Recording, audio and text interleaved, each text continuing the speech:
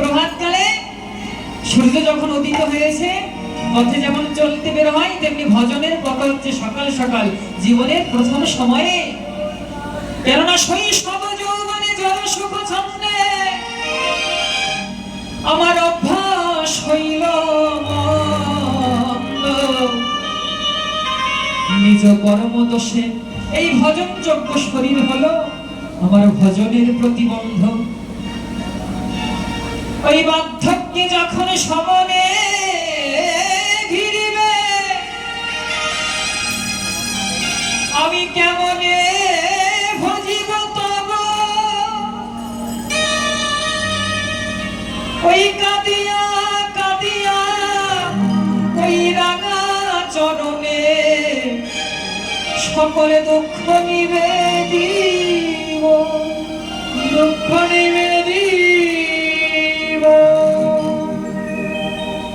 যখন সময় ফুরিয়ে যায়, ভগবানের ডাক চলে আসে, চুল পেটে যায়, দাঁত নড়ে যায়, চোখে কম দেখে, এটা হচ্ছে ভগবানের সঙ্গে।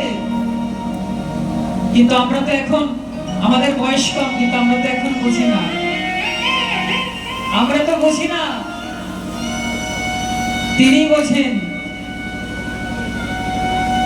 যে হাতটা গোবিন্দকে দুটো তুলসী অর্পণ করতে চায়, যখন বৃত্ত হয়ে যায় এই হাতটা আর চলতে চায় না, ভগবানের চরণে তুলসী দিতে পারি না।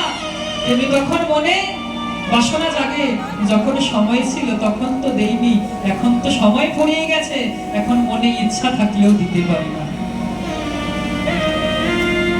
এখনই কি করি ভেবাই, আগে তো তারে ভজনার